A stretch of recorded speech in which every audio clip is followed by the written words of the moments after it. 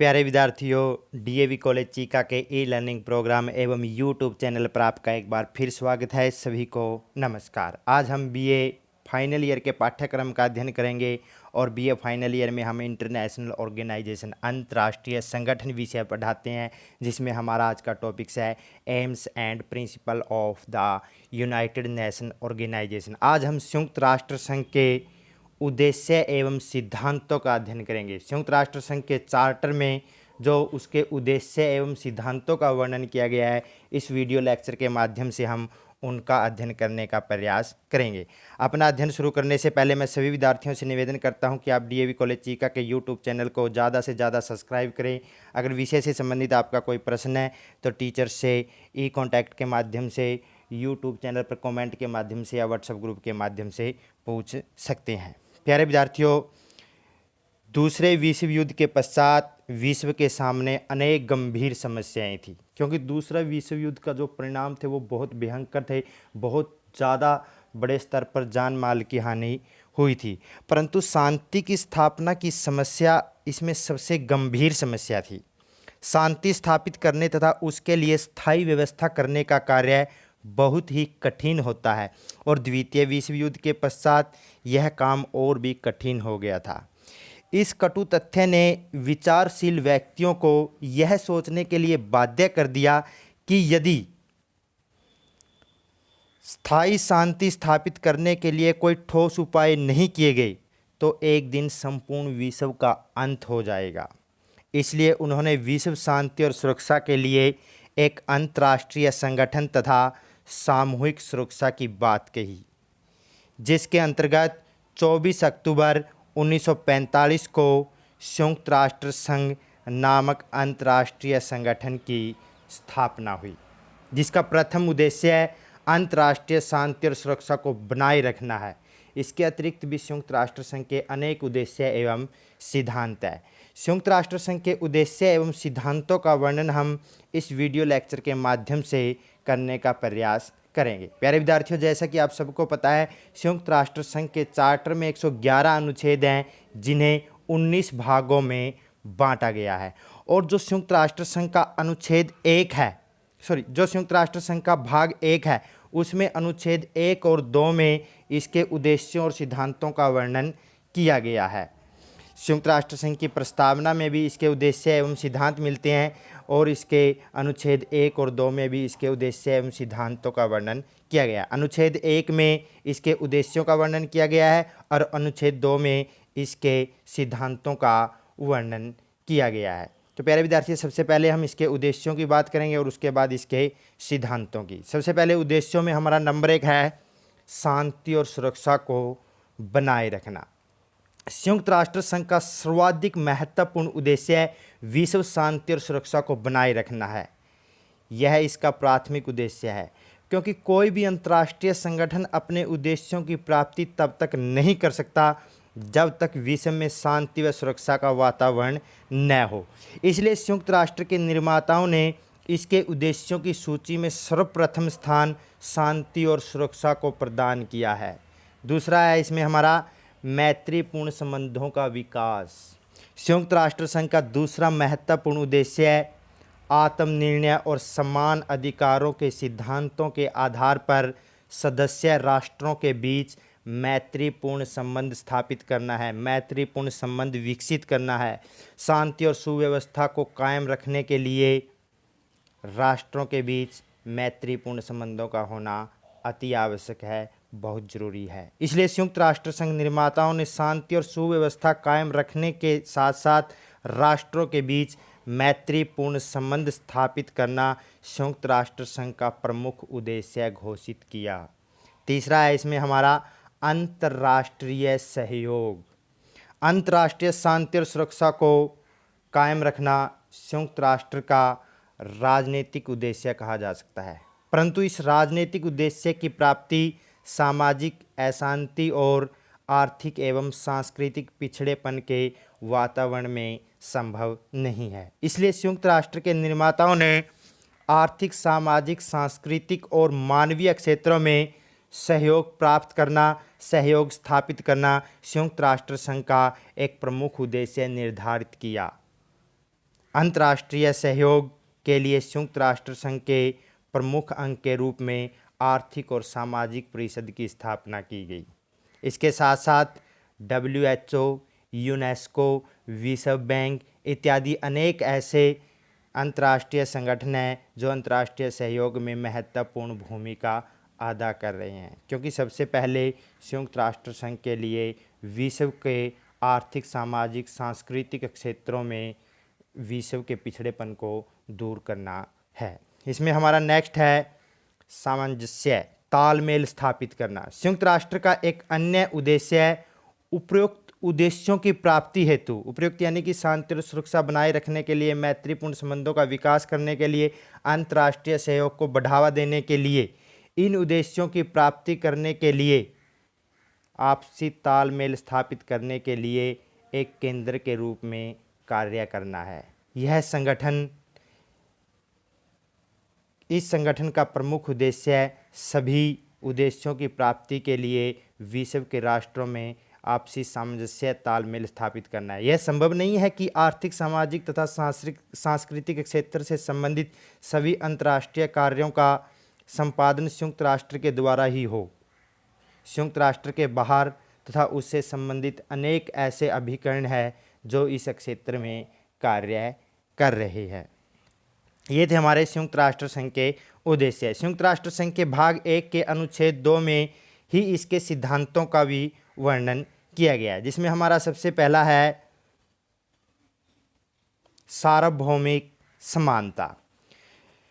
संयुक्त राष्ट्र संघ का प्रथम आधारभूत सिद्धांत यह है कि इसके सभी सदस्य राष्ट्र सार्वभौमिक शक्ति संपन्न हैं और एक समान है।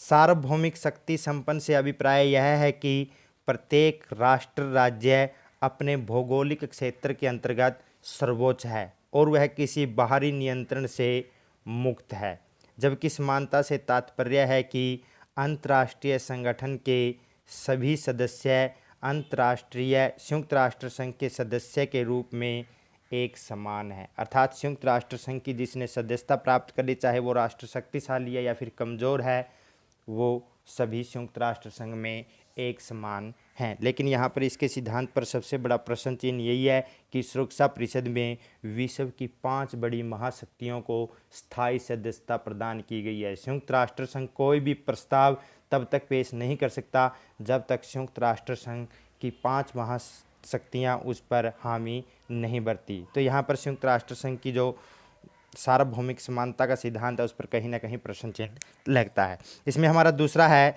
सद्भावना। संयुक्त राष्ट्र संघ का दूसरा आधारभूत सिद्धांत यह है कि सभी राष्ट्र चार्टर के अनुसार अपने कर्तव्यों का पालन करने के लिए वचनबद्ध है।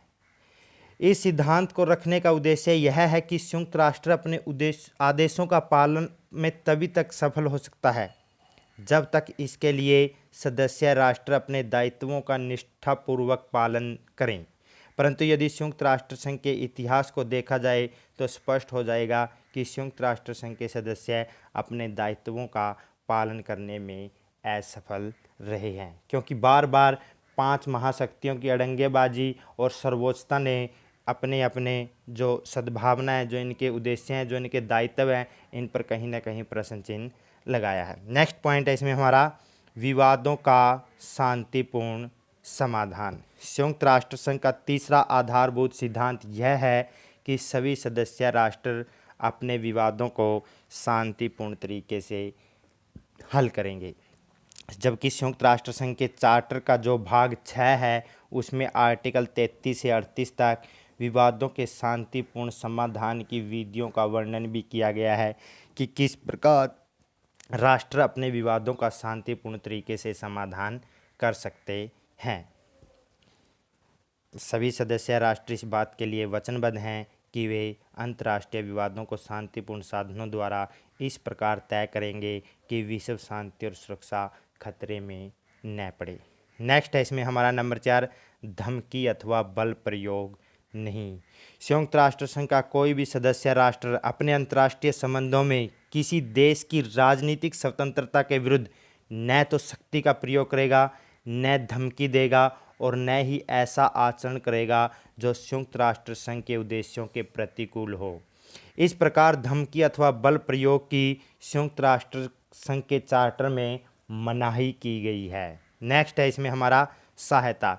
संयुक्त राष्ट्र चार्टर के अनुसार जब संयुक्त राष्ट्र कोई कार्यवाही करेगा तो सभी सदस्य राष्ट्र उसे सभी प्रकार की सहायता देने के लिए वचनबद्ध हैं और वे किसी ऐसे देश की सहायता नहीं करेंगे जिसके विरुद्ध संयुक्त राष्ट्र संघ द्वारा शांति और सुरक्षा भंग करने पर कार्यवाही की जा रही हो। यानी कि संयुक्त राष्ट्र संघ जिस पर आक्रामक राष्ट्र पर कार्यवाही कर रहा है तो इसके सदस्य राष्ट्र उस राष्ट्र की किसी भी प्रकार की कोई सहायता नहीं करेंगे।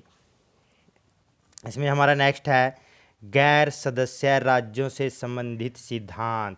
जो संयुक्त राष्ट्र संघ के सदस्य नहीं हैं, यानी कि 193 देश जो इसके सदस्य है, इसके अतिरिक्त जो सदस्य राष्ट्र है, शांति और सुरक्षा बनाए रखने के लिए जहां तक आवश्यक होगा संयुक्त राष्ट्र संघ यह व्यवस्था करेगा कि जो देश संयुक्त राष्ट्र संघ के सदस्य नहीं हैं वे भी इसके चार्टर के सिद्धांतों के अनुसार अपना आचरण करेंगे, अपना व्यवहार करेंगे। यह सिद्धांत संयुक्त राष्ट्र के क्षेत्र को विश्वव्यापी बनाने का प्रयास करता है। नेक्स्ट है इसमें हमारा घरेलू क्षेत्राधिकार। संयुक्त राष्ट्र किसी भी देश के ऐसे मामले में हस्तक्षेप नहीं करेगा जिसका संबंध उसके आंतरिक तथा घरेलू क्षेत्र से है। यह उपबंध संयुक्त राष्ट्र के कार्यक्रम में एक बाधा के समान है क्योंकि इस उपबंध की भाषा काफ़ी अस्पष्ट है, इसलिए प्रत्येक अवसर पर इसके भिन्न भिन्न अर्थ लगाए जा सकते हैं। कहने का तात्पर्य यह है कि संयुक्त राष्ट्र संघ का सिद्धांत है कि किसी देश के घरेलू मामले में यह हस्तक्षेप नहीं करेगा और कई बार इस बात का फ़ायदा राष्ट्र उठाते हैं क्योंकि स्पष्ट नहीं कहा गया कि घरेलू मामले कौन से हैं। उदाहरण के लिए सबसे बड़ा, जब भारत कश्मीर समस्या को संयुक्त राष्ट्र संघ में लेके गया तो पाकिस्तान की यही बात थी कि कश्मीर का मुद्दा उसका घरेलू मुद्दा है, इसलिए इसको संयुक्त राष्ट्र संघ में ले जाने का कोई तात्पर्य ही नहीं है। अंत में हम निष्कर्ष रूप में कह सकते हैं कि संयुक्त राष्ट्र संघ के उद्देश्यों एवं सिद्धांतों का अध्ययन करने के पश्चात हम स्पष्ट रूप से कह सकते हैं कि संयुक्त राष्ट्र संघ के चार्टर के अनुच्छेद 1 व 2 में उसके उद्देश्यों एवं सिद्धांतों की व्यापक चर्चा की गई है। इसके साथ साथ संयुक्त राष्ट्र संघ की प्रस्तावना में भी इसके उद्देश्य एवं सिद्धांत देखने को मिलते हैं, परंतु इन सिद्धांतों के अतिरिक्त भी एक अन्य सिद्धांत है जिस पर संयुक्त राष्ट्र संघ की सफलता और असफलता निर्भर करती है और वह सिद्धांत है महाशक्तियों की एकता का सिद्धांत। यानी कि कहने का तात्पर्य यह है कि जब तक विश्व की 5 महाशक्तियां जो संयुक्त राष्ट्र संघ के स्थायी सदस्य हैं इनमें आपसी एकता है, इनमें हेजमनी की सर्वोच्चता नहीं रहा, तब तक विश्व में शांति और सुरक्षा बनाई रखी जा सकती है। लेकिन जब इन 5 महाशक्तियों में आपसी विवाद उत्पन्न हो जाएंगे तो विश्व शांति और सुरक्षा को सबसे बड़ा खतरा उत्पन्न होगा। प्यारे विद्यार्थियों, इस वीडियो लेक्चर के माध्यम से हमने संयुक्त राष्ट्र संघ के उद्देश्य एवं सिद्धांतों का अध्ययन करने का प्रयास किया है। अंत में आप सबसे एक बार फिर निवेदन है कि आप डीएवी कॉलेज चीका के यूट्यूब चैनल को ज़्यादा से ज़्यादा सब्सक्राइब करें। अपने वीडियो के लेक्चर में मैं अंत में हमारे कॉलेज के प्राचार्य हमारे आदरणीय डॉक्टर महेश लाल डांडा जी और हमारी ICT सेल की पूरी टीम का तहे दिल से धन्यवाद करता हूँ। धन्यवाद।